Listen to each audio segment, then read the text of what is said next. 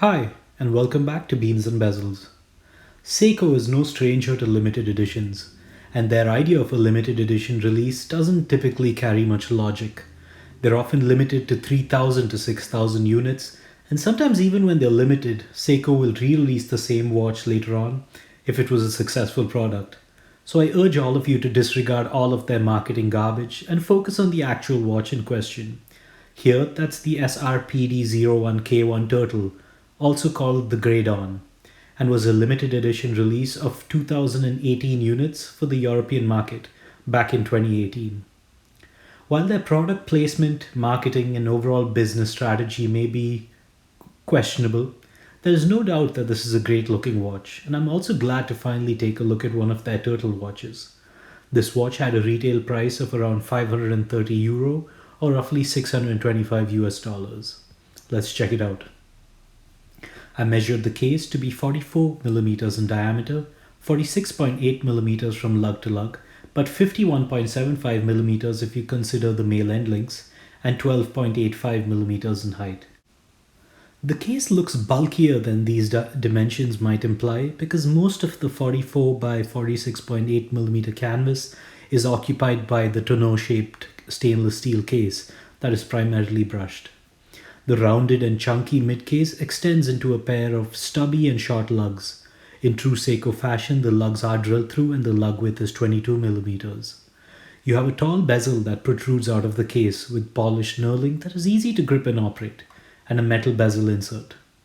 The bezel action is very Seiko-like and feels elasticy and lacks the tactile click that I enjoy from dive bezels.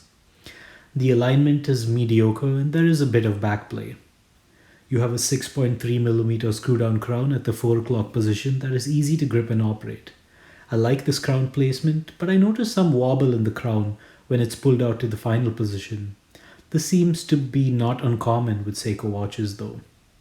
Flipping it over, you have a solid screw-down case back with the Seiko insignia and some text on it.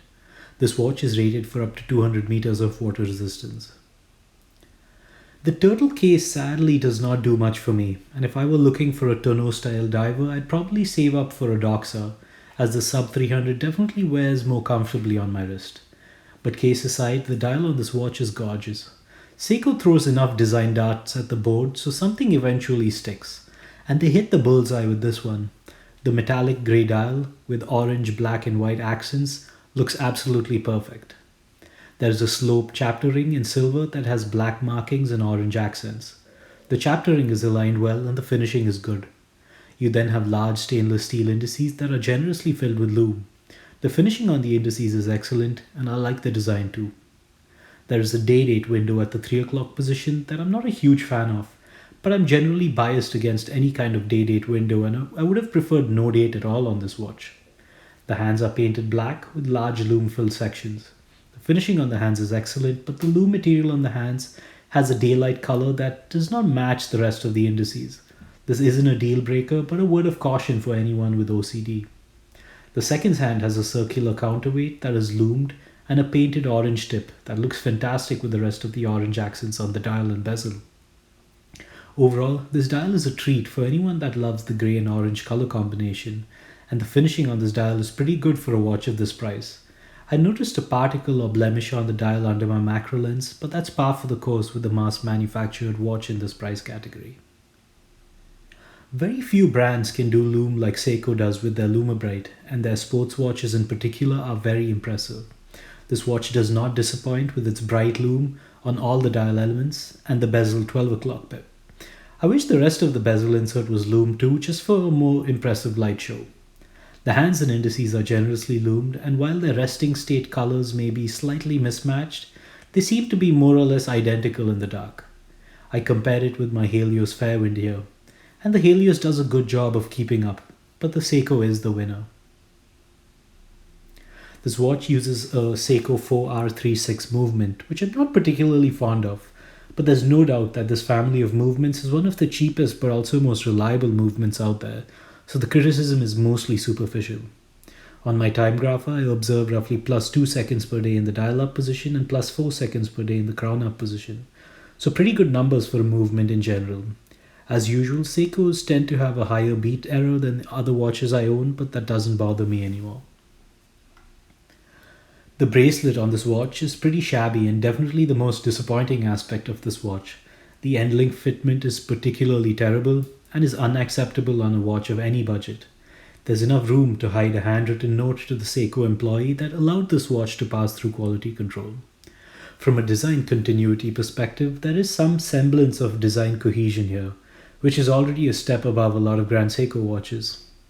The links have the old school Seiko pin collar system, which is a pain to size without the right tools, and feels very primitive for a watch produced in 2018.